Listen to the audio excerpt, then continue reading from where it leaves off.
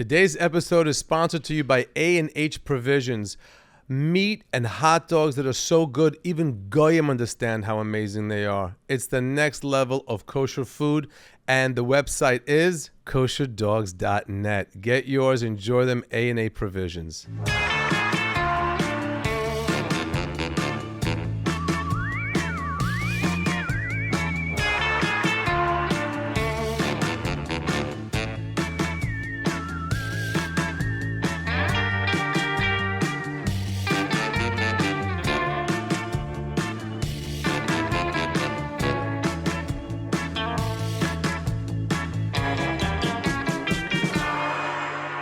Welcome to And Here's Modi.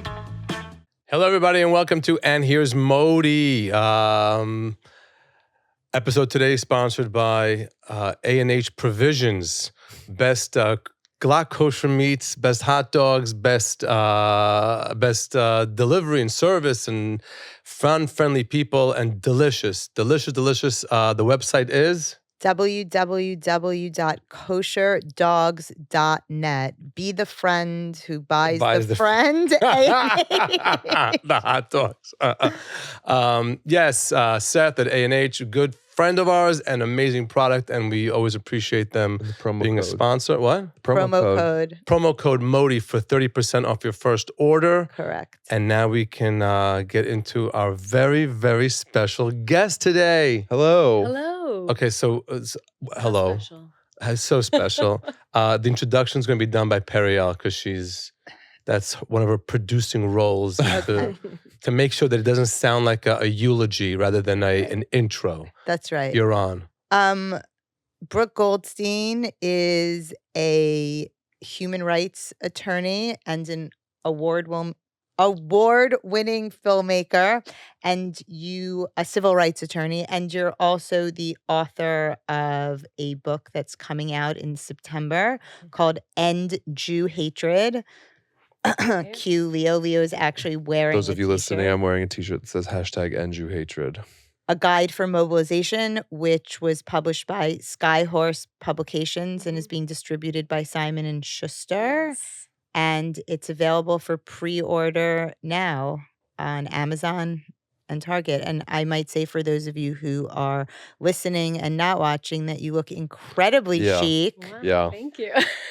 She's dressed like she came on to sing "Fly Me to the Moon." It's like a tuxedo top, tuxedo-esque double-breasted top, and a different blue with like the what's it called? Those buttons on the side. Like to rip off, but stunning and beautiful. They're really pajama pants. And on time, and it's great. And it's such a pleasure to have you here. Thank you. And you're amazing. The work you do is incredible. The way you fight anti-Semitism. Yes, we're calling it Jew hatred these days. Jew hatred instead of anti-Semitism. Yes. Why the rebrand? Why the rebrand? Yeah. So I was doing some research and I found out that the term anti-Semitism was actually invented by German eugenicists. And they did so because they wanted to have like a pseudo-intellectual way of describing why Semites are inferior. And it's actually true that anti-Semitism didn't only originally refer to just Jews. And so I thought how terrible that we would adopt this term. Right. And I thought Jew hatred is, much more clear. And actually, I'll say Ronald Lauder told me once that if, you go to a cocktail party and you accuse someone of being anti-Semitic, they say, oh, no, I'm not anti-Semitic. But if you accuse them of hating Jews, of being racist, then they take it seriously. And, I thought, what a great name for a movement, because a successful movement is clear in what it stands for. And if you're against ending Jew hatred, then you're a bigot, period. Everybody can argue about anti-Semitism or anti-Zionism, the definition. I'm with you. I love using the word Jew whenever you can. I have a whole thing in my act about Jew, Goyim. I love the word Jew. It's just so strong and boom. Yeah. You know, Semite is, and in my act, I always say, whenever I talk about anti-Semitism, I think, for those of you who don't know, that's hating Jews more than you're allowed. Right.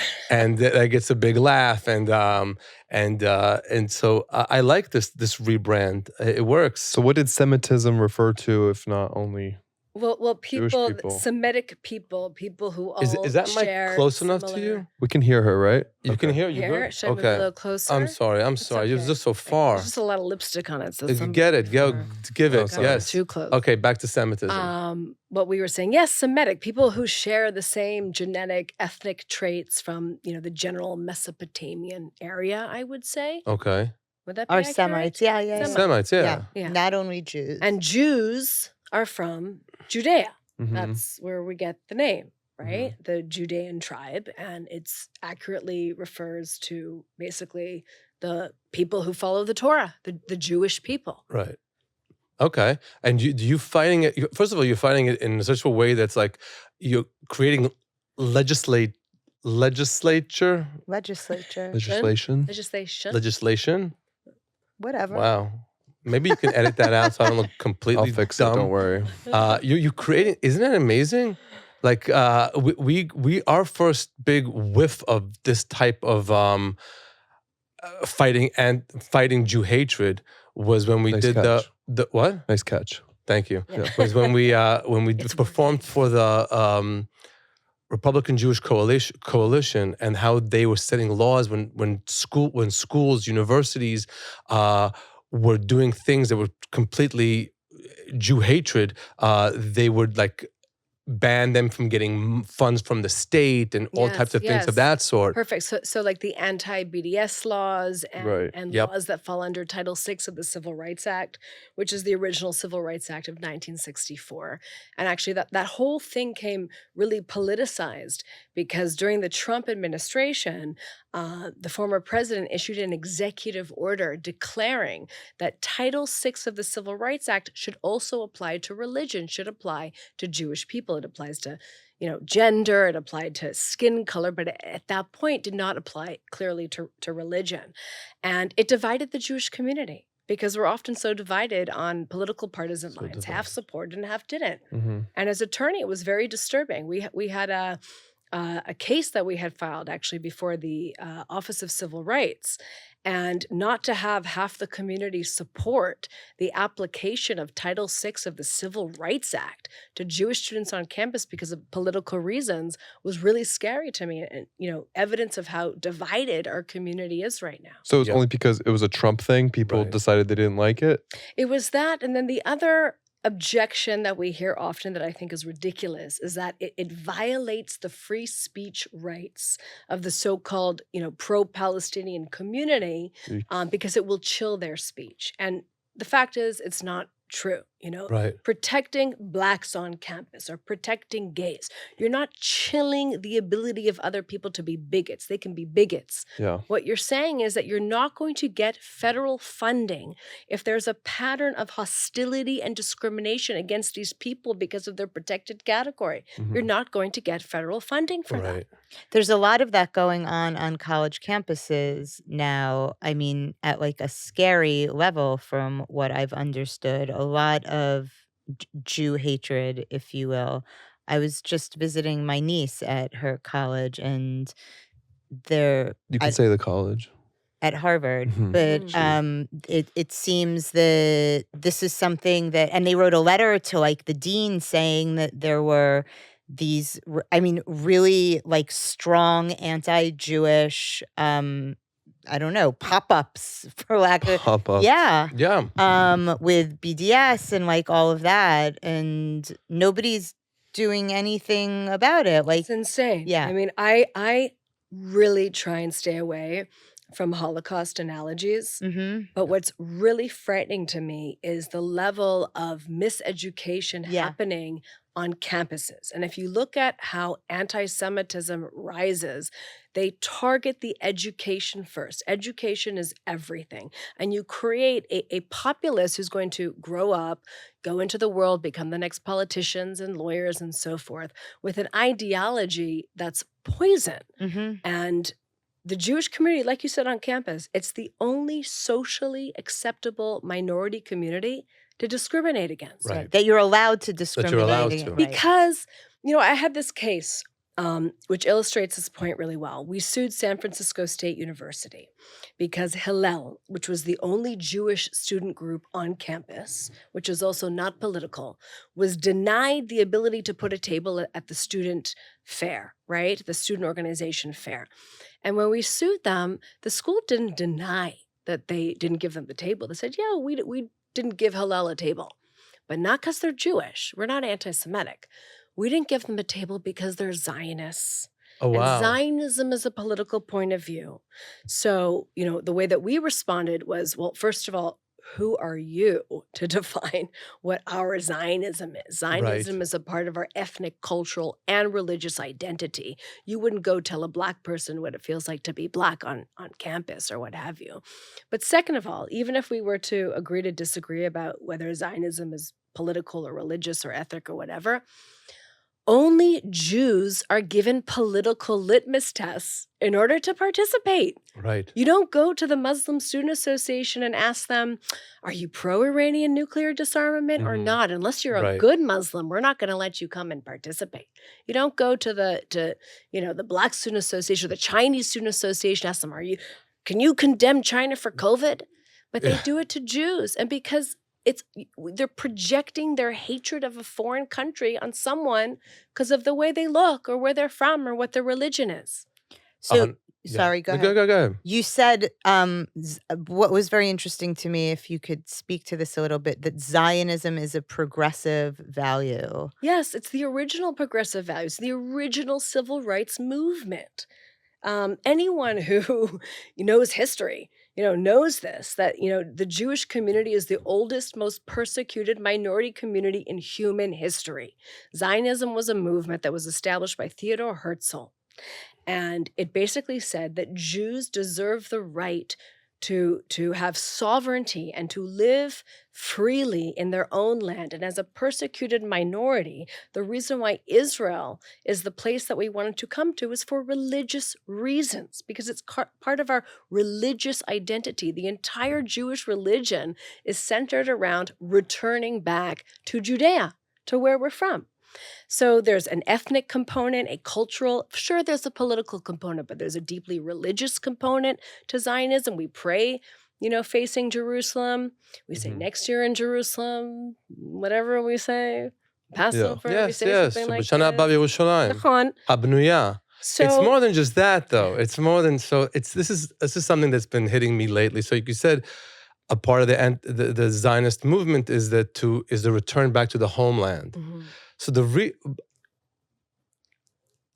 return to the homeland is also a part of Mashiach.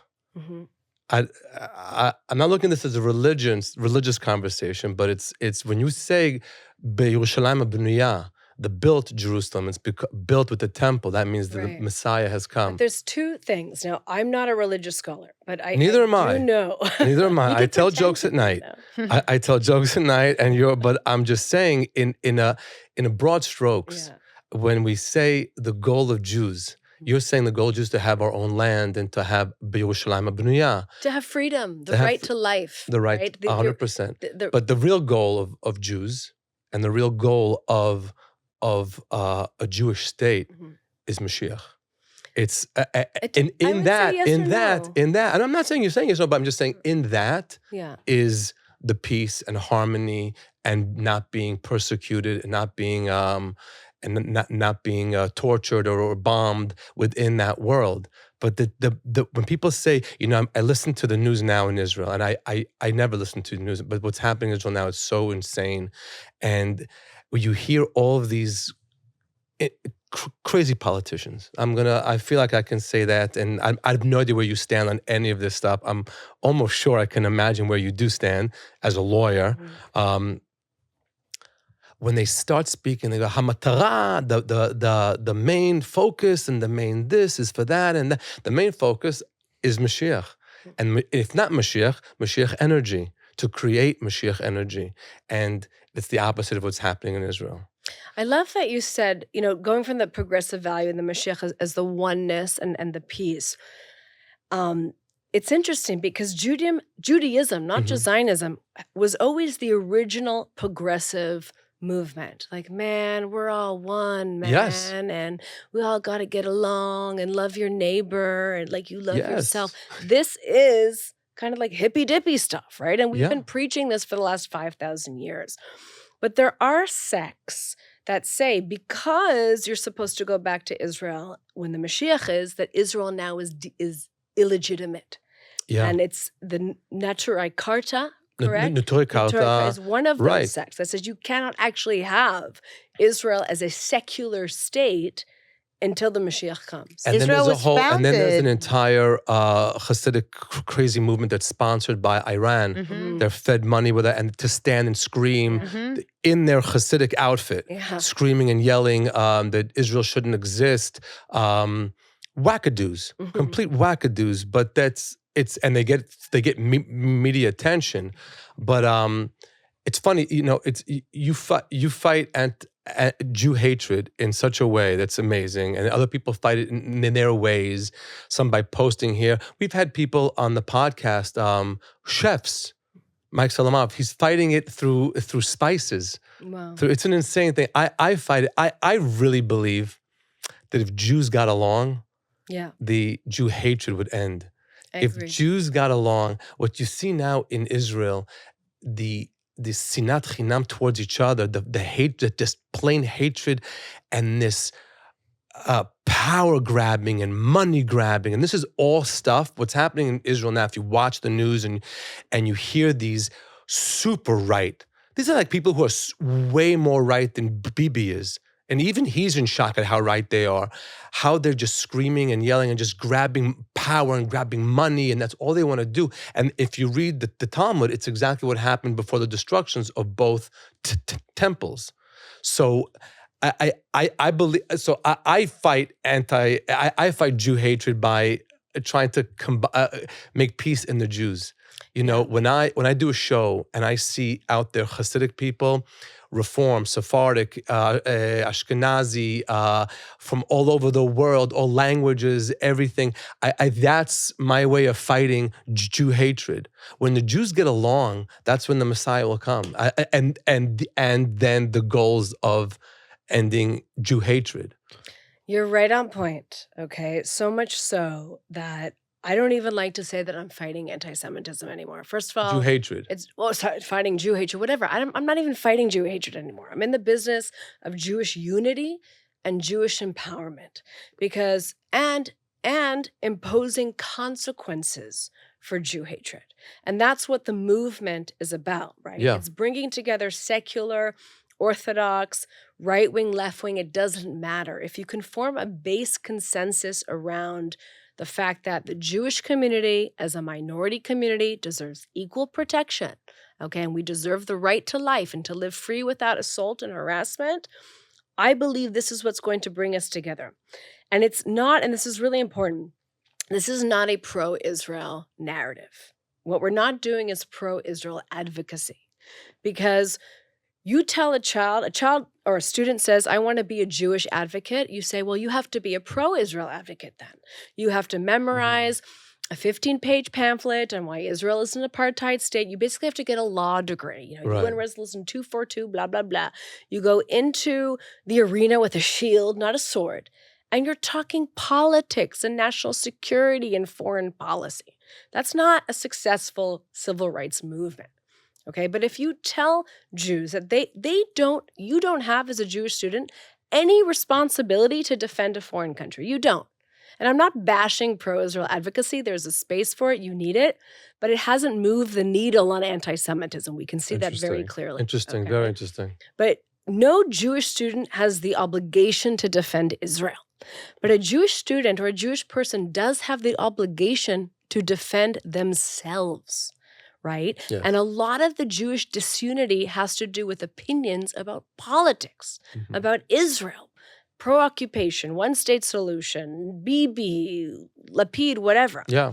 But if you take politics and you take Israel and foreign policy out of the equation, I do believe, and I've seen it with my own eyes, that the Jewish community, the diaspora community, and the Israeli community can unify on a very simple premise, right? So Ending Jew hatred. We're overcomplicating a lot of the conversation, you think, by telling people they have to be prepared to deal with X, Y, and Z if you mention how you feel about these topics. Not only overcomplicated, but it's completely irrelevant. Right. Okay, what happens in Israel has nothing to do With Hillel with in a San Jewish Francisco. American. Exactly.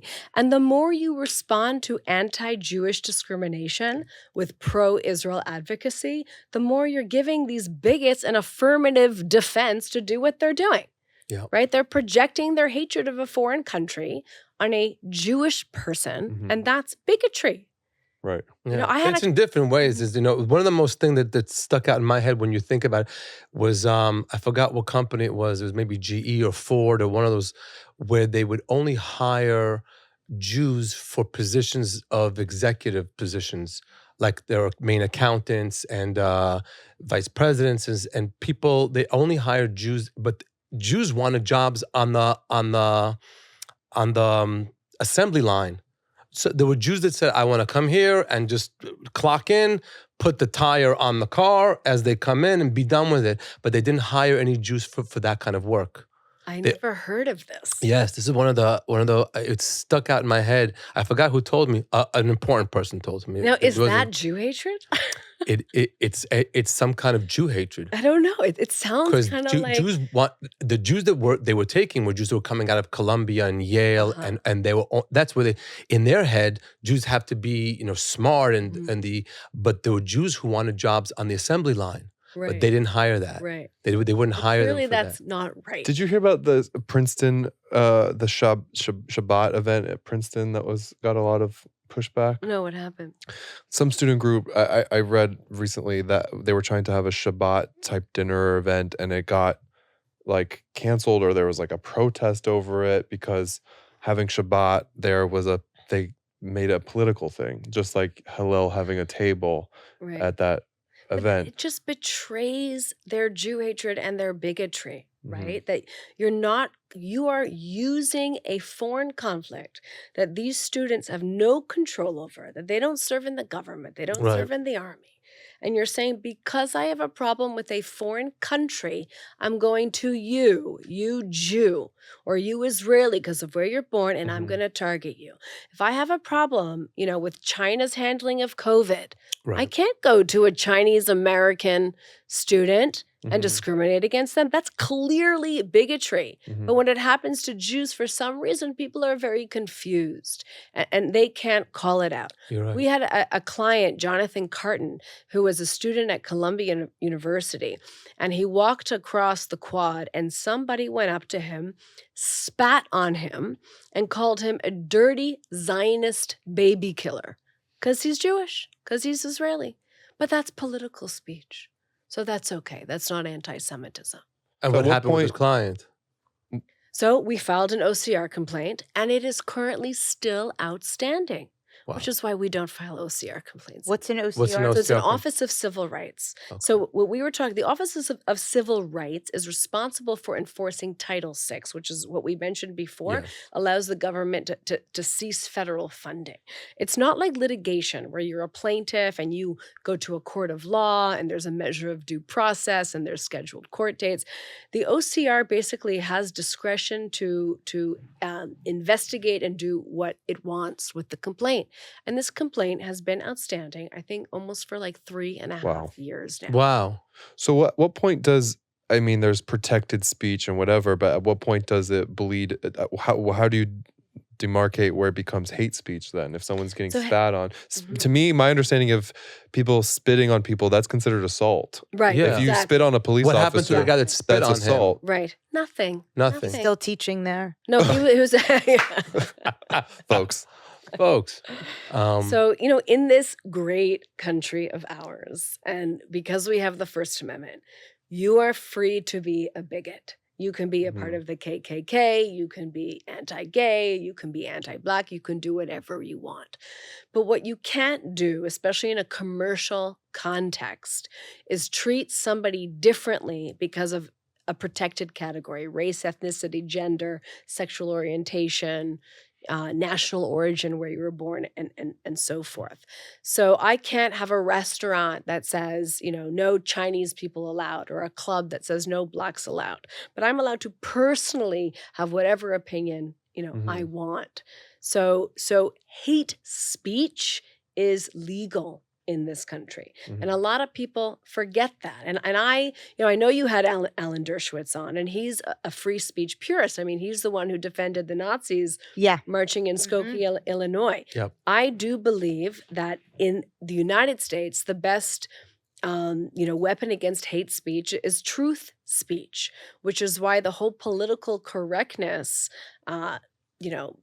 thing that's going on to try and silence people who are speaking about things that are uncomfortable, I think is more dangerous than the fact that hate speech exists. Sure. Very interesting.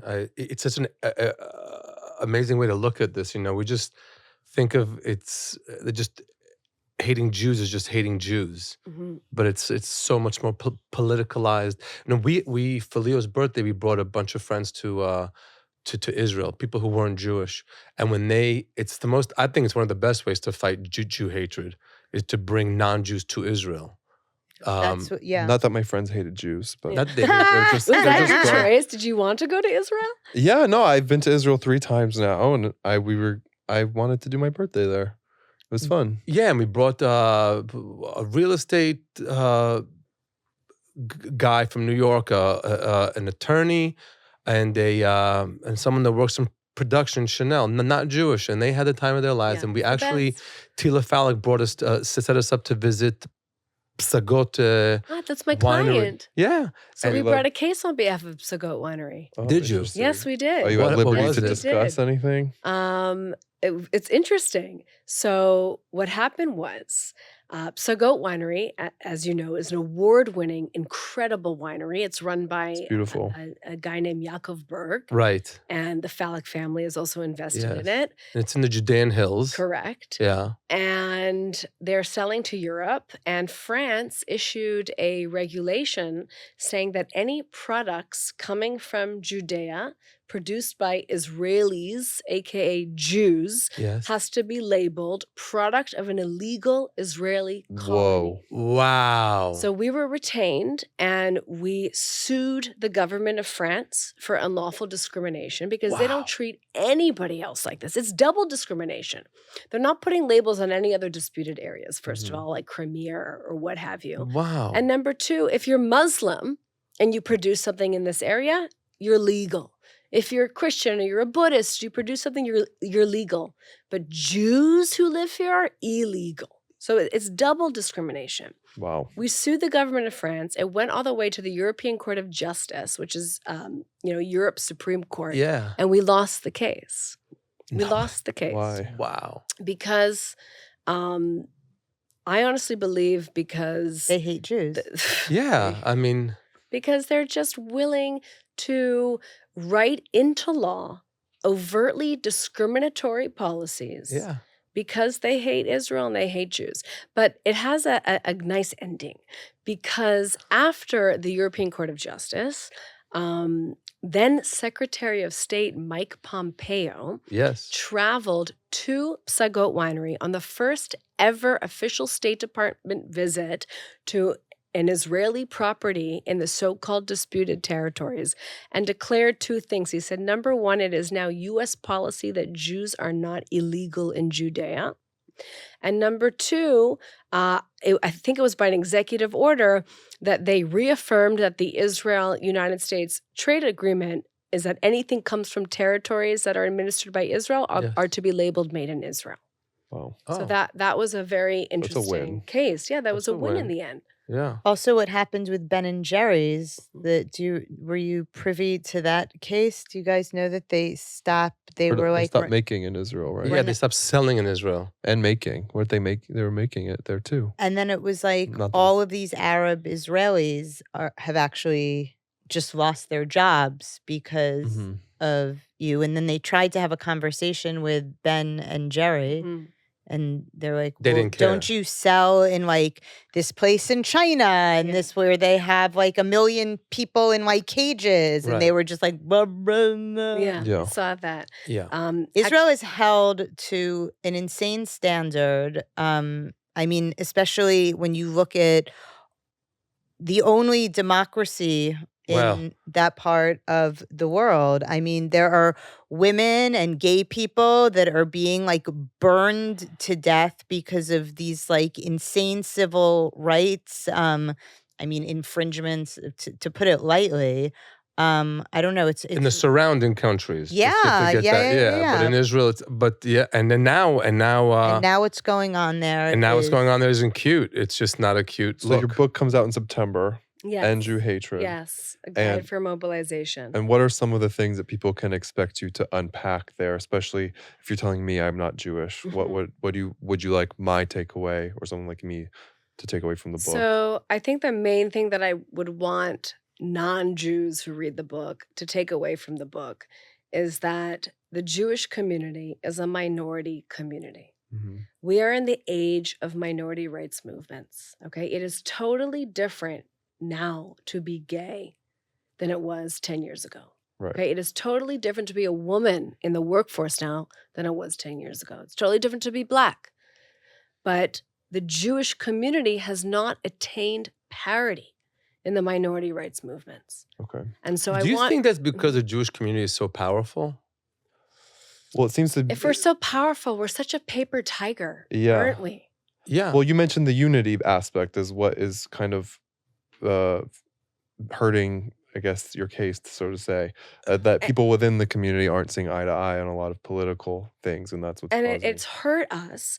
But not only that, I would want other minority communities to remember, as much as they want to, engage in historical revisionism, that the Jewish community has been at the forefront of almost every single minority rights Yes. movement in Yeah. American history. Yeah. We were right there, literally marching hand in hand for the Black civil rights movements in the Mhm. 50s and 60s. We're marching for Black Lives Matter. We're marching for LGBTQIA plus rights. Mhm. And we're right, marching hashtag Me Too movement, despite the fact that it was being led by racists like Tamika Mallory and Linda Sarsour, Jews were still there. Yep. And the time is now for you guys to help us, to march for us. Mhm. Because historically, the health and longevity of a society is totally determined and predictable based on how they treat the Jewish community as a minority community. That's amazing. What was that statement again? Historically, if Yes. you look at how healthy and whether or not a society will last long, Yes. you look at how they treat the Jewish community, Yes. the minority community.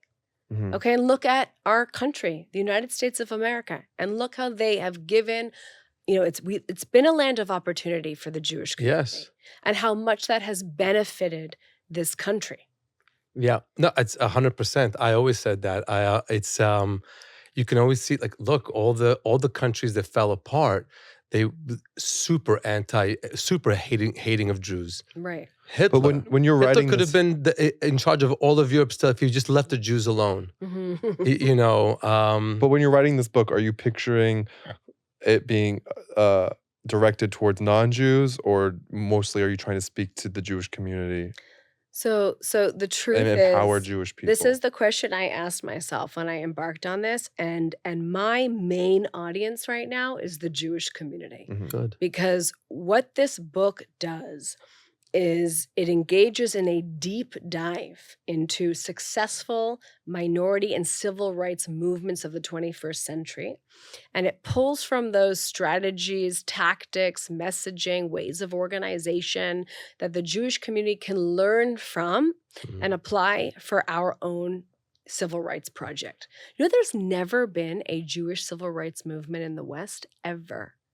But what do you have to say about people who in the Jewish community who may not agree with the LGBTQIA rights movement, or even the women's rights movement, that women should be delegated to a very specific role in society? That's pretty prevalent, I think, in a lot of Jewish sects. So, do you draw a lot of those analogies, and do you think that not all ears or eyeballs will be very friendly to those ideas? So I don't talk about these movements in terms of whether or not we should support them. What I'm saying is we need to learn from them. We can learn from anyone. You can learn from your friends. You can learn from your enemy. I want to learn the strategies that have worked for other communities. I obviously support minority rights, but hypothetically speaking, you don't have to be, a gay rights activist to look at the movement and say, hey, you guys have done some incredible stuff. Maybe we can learn from you. We can apply it to our movement. Okay. Right? Like the perfect example of the Me Too movement, let's say, is they impose real consequences for bad behavior. Okay? So Harvey Weinstein, he's a very bad guy, but he's by no means the only male misogynist in the world. And Me Too did not get rid of male misogyny, and Black Lives Matter did not get rid of anti-Black racism. But what they did is they imposed a political, social, financial, legal consequence. They picked a target. They made an example of that person. They set a precedent against that one person. And then there was a deterrent effect. Nobody wants to have what happened to Harvey Weinstein happen to them. Right. And what's so interesting, when I was actually researching and writing this book, I realized that's what I do, as a civil rights attorney. Right. There's a problem of systemic bigotry against Jews on campus, as you were saying. But we have one client or a couple, plaintiffs. We have normally one campus that we're going after for a particular fact pattern. But because of the nature of the legal system, what you're doing is setting a precedent and law or a settlement agreement that's enforceable by a court in a certain jurisdiction that then creates a deterrent for like behavior. Because if like behavior happens like that, they will be held accountable in a court of law. So it's the same thing. And Me Too did that really, really well. Right. Interesting. I think for me, I operate kind of in this, I like to joke that we live in New York, but we don't live in America because Manhattan is like a bubble. And obviously I live in this sort of world of entertainment in Manhattan and a lot of friends in Brooklyn. And I think my sphere of being in my bubble tends to be this, like, they like to think of themselves as liberal, progressive type people. And then when you get to the issue of Israel, it gets really touchy. So it's like, we have to be pro this and pro that and Black Lives Matter and pro gay rights and we're going to the Pride Parade and this and that. But like, you can't go to the Israel Day Parade. But that's like, there's a hard line. That's why Brooke is dividing the two. Yeah. She's not looking to fight both battles. She's looking to fight the Jew hatred battle here, right? But isn't it true that the security of Israel is intertwined with Jew hatred all over the world? I mean, that's been something that's been said, I think, since certainly I was a Jewish kid growing up in New York. Can you repeat that? That the security and the safety of Israel is intimately intertwined with Jew hatred or anti-Semitism in the rest of the world. Like, the reason why Israel was created was because of the Holocaust. Is that why people need to have this pamphlet and legal degree, like you said, prepared? Because they're they've become so... Israel, I think it was also Dershowitz, and I can't remember, but he said something like, Israel is the Jew amongst the nations, right? And there's no doubt in my mind that the level of criticism and the hypocrisy and all the targeting of Israel, that it doesn't have a right to self-defense, 100% rooted in bigotry and Jew hatred. But that is a separate issue. Like, if you went to your friends and you said to them, instead of saying, well, do you support Israel? You're asking them to support a foreign country, which has a lot of complications and policies and who's in leadership and national security issues. And, that's a very complicated issue. Right. Okay. You're putting them on the stand there, and it also doesn't feel good. But if you said to them, do you think that a Jewish person should be treated differently because they're Jewish? They would most likely say no. Right. And then if they say something, well, what about Israel? Be like, do you think that a Chinese person should be treated differently because you think something of China? Right. Do you think that a black person should be treated differently because you're mad at the government of Sudan? That you should project your hatred or whatever your misunderstanding is on somebody because of where they're born? And they would, I probably hope, because they're your friends, would say, no, you're right. Yeah. Jews deserve equal protection. Do you think Jews deserve to have the American anti-discrimination law applied to them equally? Are Jewish people equal? Mm-hmm. I would hope they would say yes. And politically, what do you think is the divide happening here with like, because we went to this the Jewish Republican Coalition event in Vegas, and it was interesting for me to be a fly in the wall to hear about some of the talking points. And it seems like there's this, the Democratic versus Republican divide within the Jewish community. And from my perspective, the Republican side is just because, you know, Trump was good for Israel and he moved the embassy and all these things. But the, you know, people on the other side don't see eye to eye on that. Is that, where do you... I think you're right that this division is like the number one greatest threat to the Jewish community, is the fact that we are so divided, not just on political partisan lines, but also on religious lines. So I'll tell you two stories, okay? Number one, because you mentioned the Jerusalem embassy issue. If Obama had moved the embassy to Jerusalem, I would be first in line congratulating him. Mm-hmm. If George W. Bush moved it, this is supposed to be for us an apolitical issue, right? This is the religion. Jerusalem is the eternal capital. Yep. Right? And every single president, Democrat and Republican, when they campaigned, promised to do the same thing. So this should not have been a political issue. But when Trump did it, and by the way, they said there was going to be World War III. How many people died because the embassy was moved? None. Zero. It was just a mess. Zero. Yeah. And the Jewish community who didn't vote for Trump was not supportive of the move. That's like cutting your nose to spite your face. That's idiotic and dangerous. And then the second thing, and I'll never forget, when we launched the anti-hatred movement, we were in the middle of COVID. And Cuomo was blaming Orthodox Jews for the spread of COVID. Yes. Right. When in fact, and not that this is relevant at all, but only because of what he did, the spread of COVID in the Black and Hispanic community were over 2 times more than in the Orthodox community. Right. But these are impoverished And just to call back to your other philosophy, look what happens when you do go against the Jews. Where's Cuomo now? Right. In his basement talking to his brother. But so we did a protest, okay? Yeah. And we marched to his office at 633 3rd Avenue. And I came after, I was wearing this t-shirt, and I went to dinner on the Upper East Side with some girlfriends of mine. And we ran into a couple who also sent their kids to the same school, Ramaz, which is a very Jewish school. And, I'm sure they described themselves as Zionist and pro-Israel. And the father, who I had not met before, said to me, "What is that shirt?" And I said, "Oh, it's, I'm wearing this shirt because I came from a protest." "What are you protesting?" He says, "Well, I'm protesting, the government targeting the Orthodox community because of COVID."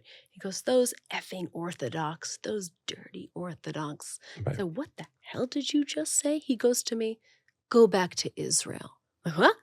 I was born in Canada." What? Like, Wow. this was the level of vitriol and hatred. his from goes to another Ramaz. fellow Upper East Side Jew. And it pains me to say this story in a public way. Right. And really hurts me. But I'm saying it because this is the biggest threat we face is Jewish disunity. 100%. And hatred from one Jew 100%. to another Jew. If that was straightened out, the entire world would be straightened out.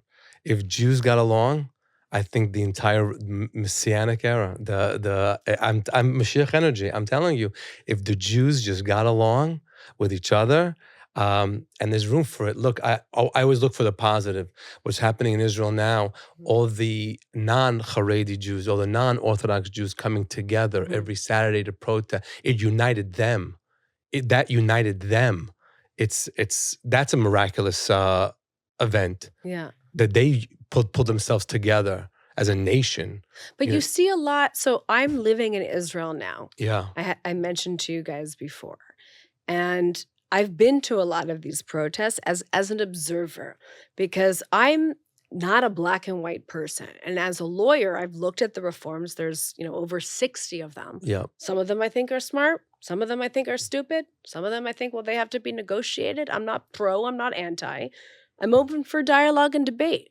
And the interesting thing is whether or not and how the Jewish state should be Jewish or secular has been a question since the founding of the state. This is not a new question. The role of the Supreme Court, the role of the secular courts, or the Orthodox courts, these are questions we've been grappling with. So this is not a new issue.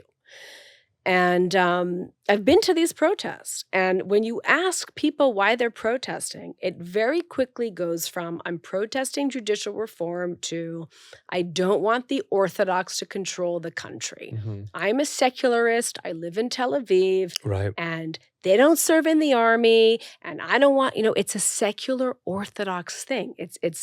And coming to Israel.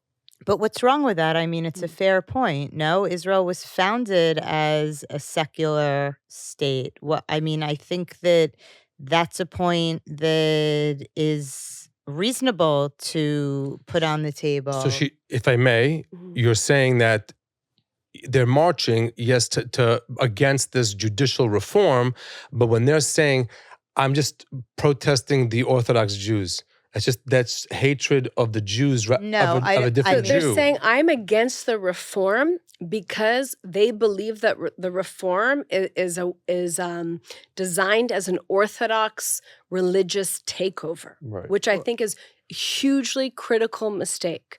Because prior to these protests, vast majority, I think the polls were showing like over 70% of Israelis believed that there has to be some sort of judicial reform.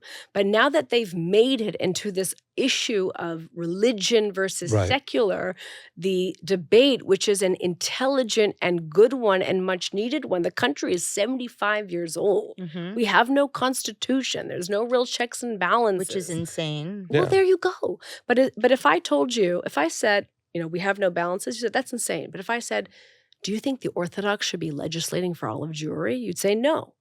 So the reform issue has become one, and I think of secular versus Orthodox, which is harmful. That's what I'm saying. It is harmful, but I think that it's also important to get those points clarified because, I think that this was overturned, if I'm not mistaken, but at some point they were saying that women who were going to the Western Wall without their shoulders covered could then go to jail for 6 months. Yeah, that's crazy. Yeah. You think that's crazy. I think that's crazy.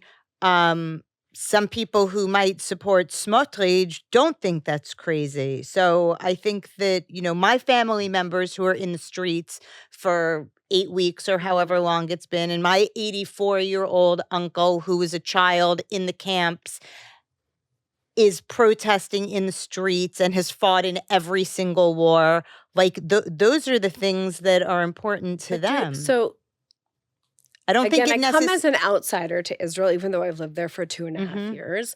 But I'm not afraid that there's not going to be a gay pride parade in Tel Aviv. Well, I think you should be. If things change, if things progress this way, they will cancel all of that kind of stuff. If they have they'll close restaurants on Friday. Mm-hmm. They'll close movie theaters on Friday. If they have their power in there will certainly not be a gay pride parade. Look at how fast it happened in America with the Supreme Court, and then boom, abortion just overturned like overnight.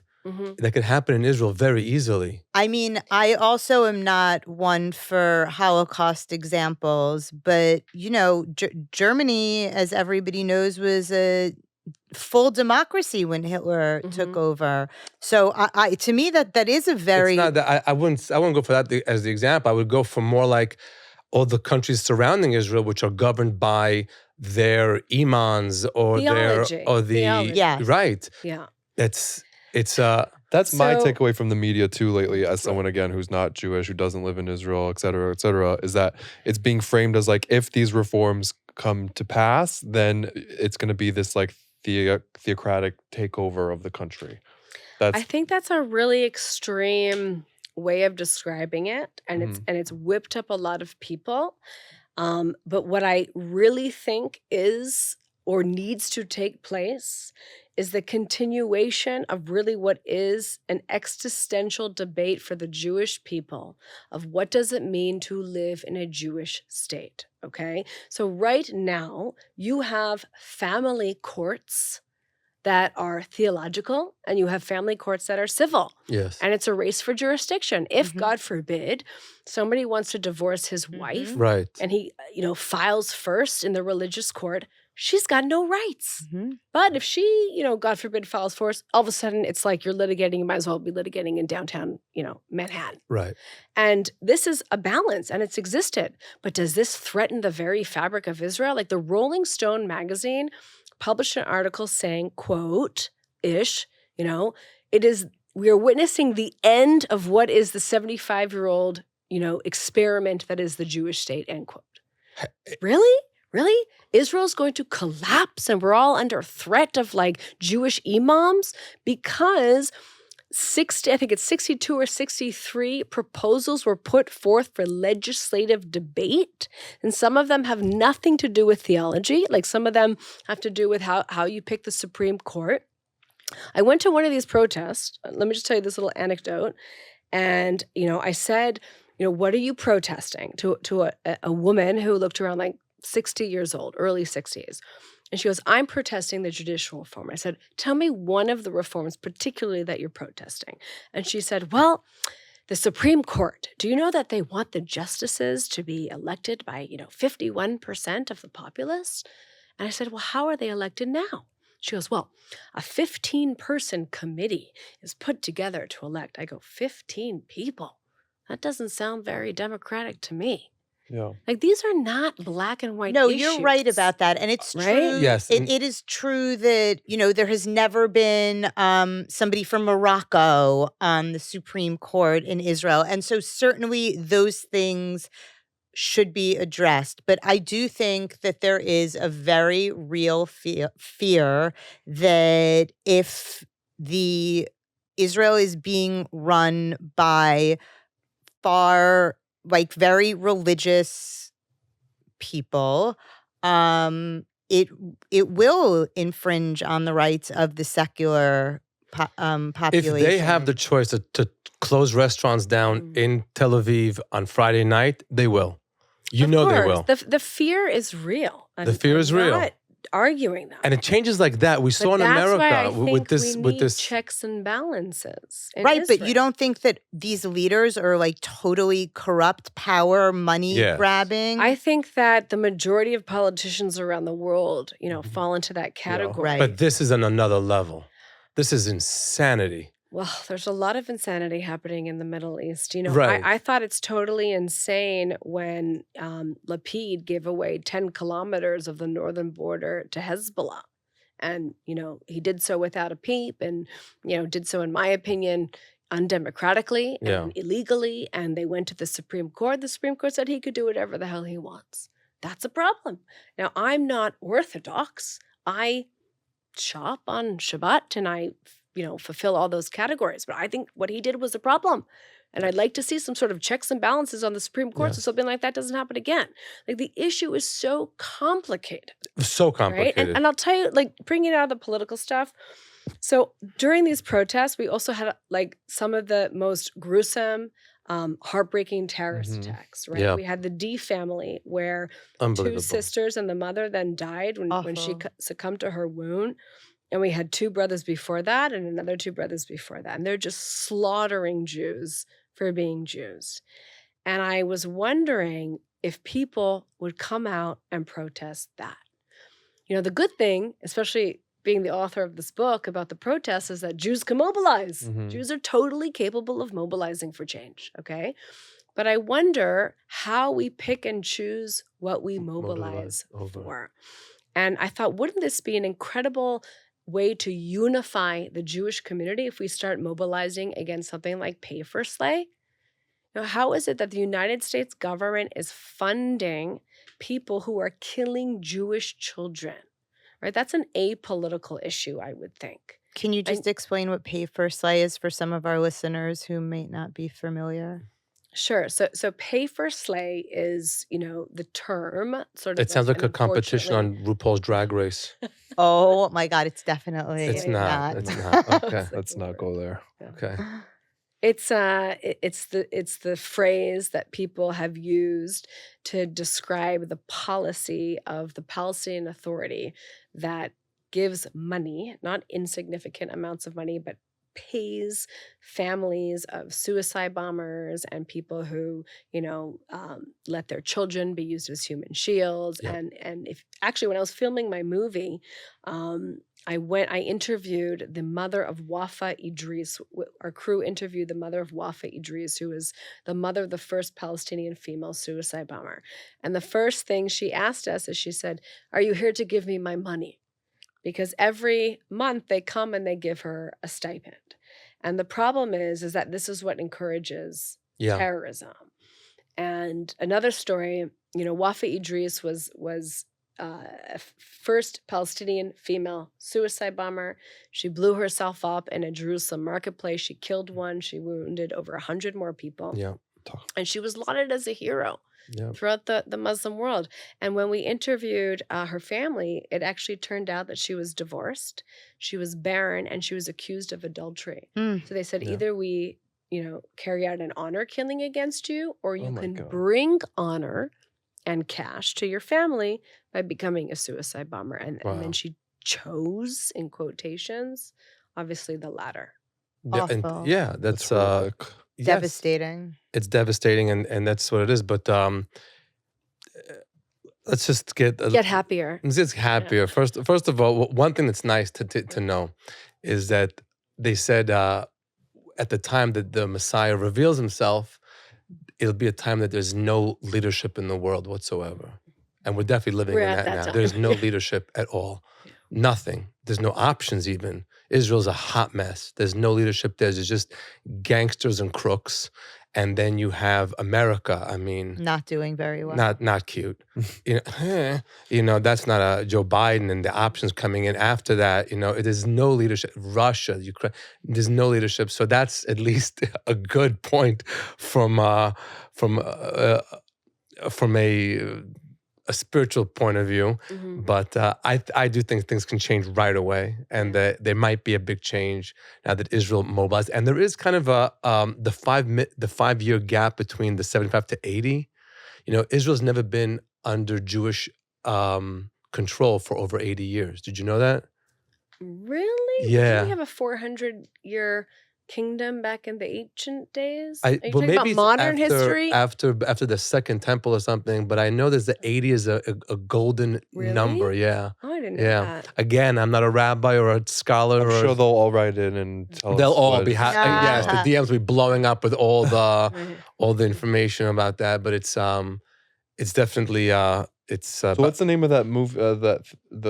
Film that you mentioned where they interviewed her? So a long time ago, Mhm. when I was 26 years old, I released a film called The Making of a Martyr, which is the documentary film. We actually ended up winning the Audience Choice Award for Best Film Wow. at the Wow. United Nations Wow. Documentary Film Where's it Festival. available to see? I put it online for free. If you Okay. Google it, it's on Vimeo. You can watch it. And I spent with my co-producer, Alistair Leyland, who was a good friend from McGill University. We spent over just about 2 years in and out, going into Jenin and Ramallah and Tulkam and Nablus, and secured firsthand interviews with leaders of designated terrorist groups, Hamas, Fatah, Islamic Jihad, the Al-Aqsa Martyr Brigades. We Wow. went Wow. into schools where they teach children, how to become radical. We interviewed families of suicide bombers. I went into Israeli prisons. We interviewed children who had been caught attempting to blow themselves up or participating in violent activities. And then we made this movie. And I made the movie kind of similar to what I'm trying to do now, because I wanted people to come to realize that there's a basic truth, okay? That children are innocent, okay? Muslim children are innocent. Muslims deserve equal protection. Muslim children don't deserve to be taught in their schools and their textbooks and by their television programs and religious leaders and political leaders to kill themselves for the sake of jihad. This is a form of child abuse, Yeah. right? And we're sponsoring it, by the way. And so I made this film because I wanted, as a very young civil rights, a human rights attorney at that time, to champion the human rights of Muslim children, because their rights are intrinsically, and their future is intrinsically linked to the future of our So children. smart. Right? And I think that's why the film did so well, because again, it took it out of politics, right? There's no religious, political, moral reason to kill a kid, to kill a child. There's no justification to kill a child, especially your own child. Of course. And so if we can all agree on that, then maybe we can agree the hate education is wrong. Maybe we can agree that people paying for the hate education is wrong, and change it. When you mentioned about the first female suicide bomber, it seems to be that there was like a convergence of socioeconomic and other religious things kind of coming together to put her in this tight space and ultimately radicalize her. Whether or not it was her actual choice, we don't know. But do you see those factors happening for young people in America today with the media and what's going on there? When I was studying and doing my film and really involved in the issue of terrorism, I saw a similar version of this story happen over and over again. So people think that, someone just goes and blows himself up because he's so, angry at Israel, or because he believes, in Islam so much. But I found many, many cases where it wasn't that. It was either a woman. There were all these women in Iraq who were being drugged and who were being sent out and being blown up by remote control, but they were being portrayed, as ideological suicide bombers. The main character of my film, Hussam Abdu, he was a 15-year-old physically handicapped. He was treated as mentally handicapped child who was marginalized, who was teased by his classmates and his peers. He was recruited by two of the popular boys. They paid him.